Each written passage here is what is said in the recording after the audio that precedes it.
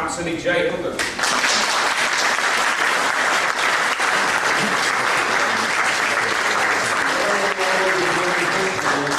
You've done so much to hurt so many. There isn't anything that you've got, there isn't anything that you ever had that they're not planning on taking away. They want everything. They want your home. They want your future. They want your child, and they're about to get it. It took 1,000 years after the Magna Carta to put together what freedom and liberty you have. It's gone. You had better prepare to change the course of this country. How many of you signed the Lisbon Treaty? I mean, how many voted for it? Nobody. No? Amazing. Nobody got a copy of mine. Nobody got a copy of mine. Well, yeah, oh my God, you mean you didn't have a vote? No. No choice? Promise. No chance? This is your problem with democracy in England. It's like, I come into this town and I think, Britain, the end. I'm reading this. I'm in London. I'm walking down the street. I said, here this thing is coming. It might be coming right away. I'm in Bournemouth. He does some fish and chips. We walk out. And here's the paper. I'm seeing what appears to be people. Looks like sheeple. They're walking, they're talking, and they're dead from the neck up. They're zombie land out here. You have to change this. It's not going to happen unless you do something. If you just simply go home after hearing me, it's not going to work. You can count it out. I make a film over here, Frankenfit, The Monster Amongst Us. It's about the enemy within. It is a monster. It's a monetary monster that manufactures that piece of paper, lends it back to you, well, through the government, and then it comes back to you. You pay interest on it. You pay interest on it for your life. Your child will pay interest on it. And your child's child will pay interest on it. And it comes out, written, the end, it's over, and this sign, sealed and delivered, up yours! They want it. They take it. They've got it. And the dumbos out there in zombie land are walking along like nothing ever happened. I asked one woman, I said, well, who started this all over here? She said, well, Sir Edward Keith. I said, really? I said, well, where is he buried? That's Salisbury Cathedral. I go down to Salisbury. I'm coming in, I said, I gotta see where this guy is buried. I walk in there, and down 40 yards is the Magna Carta. The man who started the surrender of your nation, the document that sort of began your independence, is 45 yards down in this cathedral. I said, this doesn't make any sense to me. It's madness. It's crazy. What are you going to do about it? I said, let's exhume the body of Sir Edward Keith. Bring it over to London, grind it up, and flush it into the sewer system where it belongs.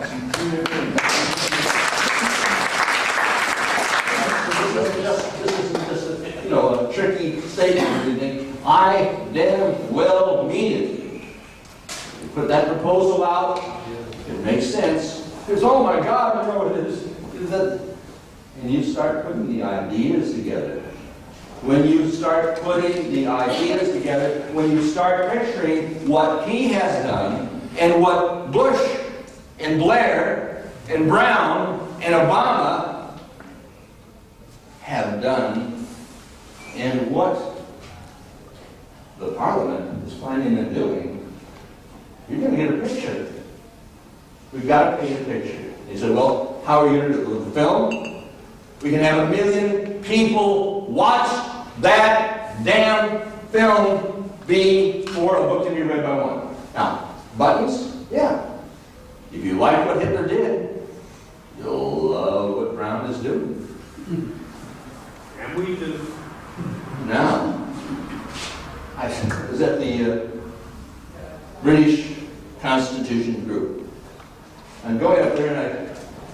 I'm walking along and talking, and I'm asking, I said, how about this Constitution? You're British. How many have read the British Constitution? A few people stand up over here, a few people over there. There's no British Constitution.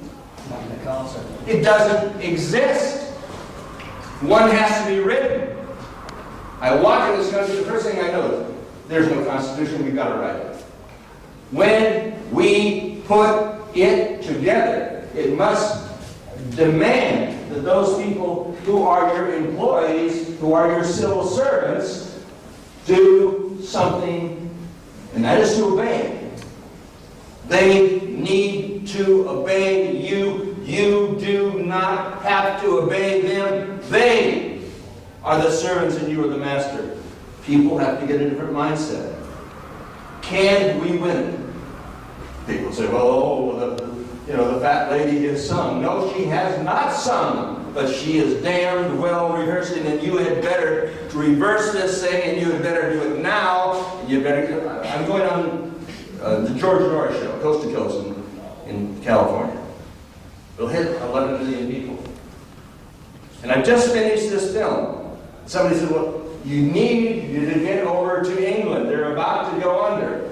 I said, I've got to finish this film. I'm broke. $44,000 down. I can't get on the plane to go over. He said, you got to go. Something told me in my heart that I had to go.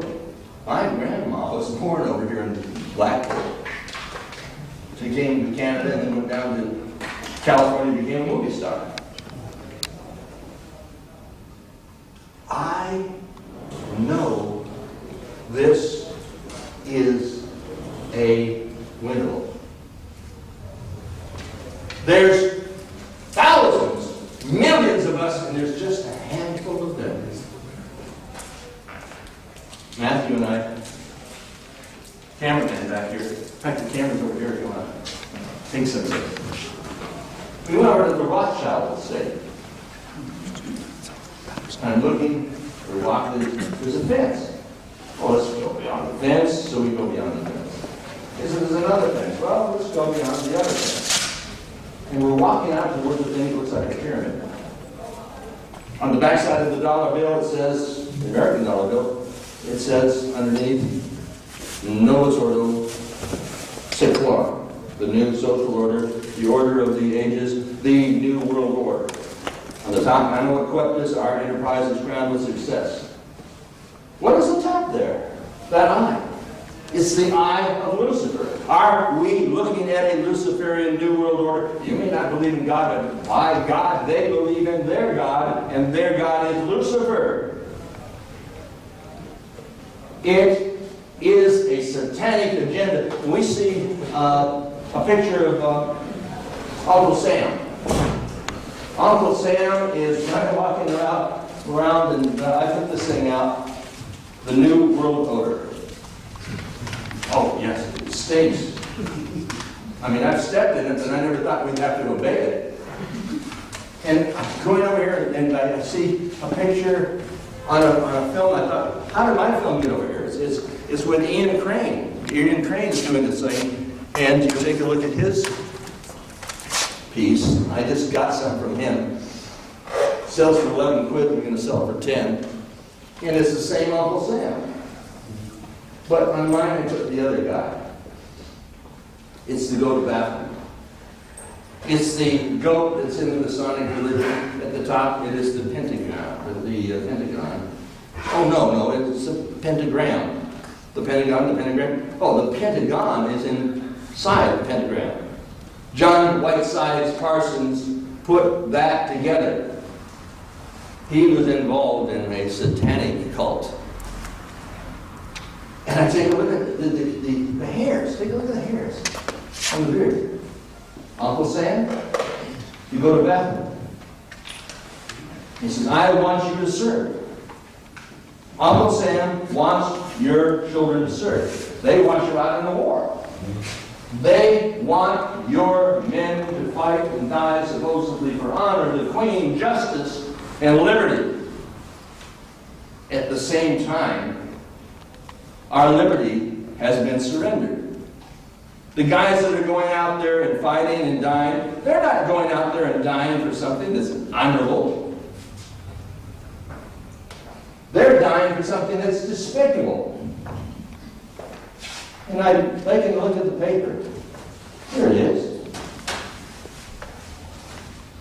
The Queen is putting this wreath, the glorious dead.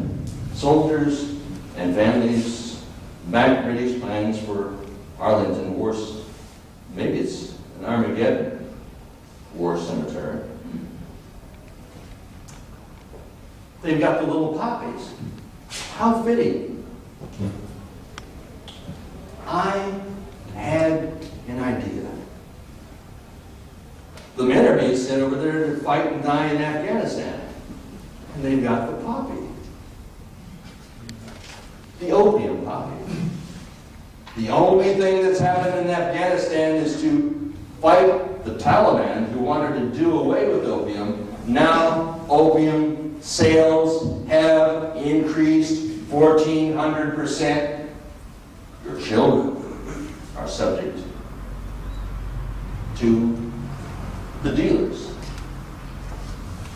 The people who earn their money by creating misery, by bringing about death and disaster. And we're supposed to honor, as the Queen did, the glorious dead.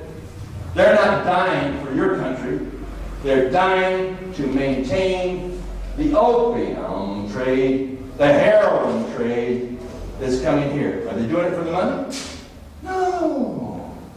They're not doing it for the money. They're doing it for the stupidity. They don't want you bright, they want you dumb. They don't want you healthy, they want you sick. They've taken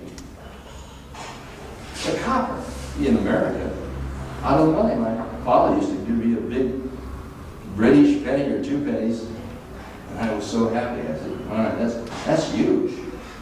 They've taken away the copper out of our money. They've taken antibiotics as well as made of steel. I will. And they've taken the silver. 412.5 grains of silver makes one of these dollars. But this isn't one of our dollars. It's somebody else who's replicated it. This monetary monster amongst us is revealed in Frankenfed, the monster amongst us. It is 2 hours, 4 minutes, 59 seconds, and 3 frames long.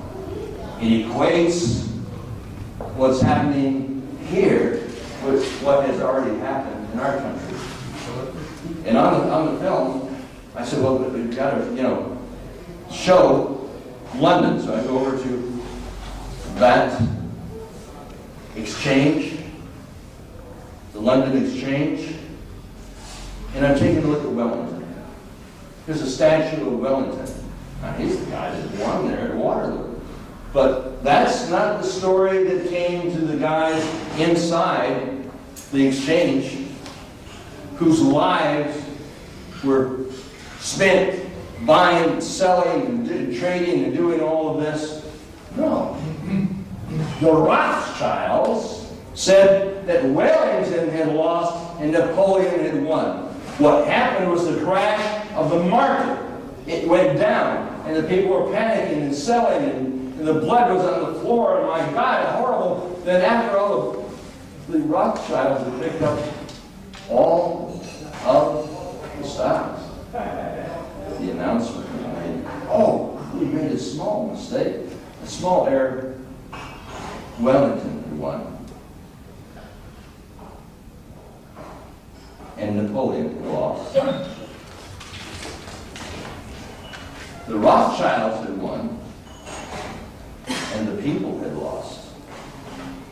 And you became dependent upon a small group of people who are still enthroned. The Queen doesn't run this country. You don't run this country. There's laws and bylaws and by-sub-laws. They said, well, my God, we don't, that's the way it is. And I was with a friend of mine, former head of the FBI in Los Angeles, Dallas, and Memphis. We were doing a film in 1995. We talked about what happened in 1993 when Sheikh Omar Abdul Rahman, the blind cleric, he came in, was invited into the United States, got a visa from our government. Number one suspect in the assassination of Anwar Sadat. He goes in. And this entire group comes in on visas given by the State Department. Suspected terrorists. Then their little group was infiltrated by a retired Egyptian army officer.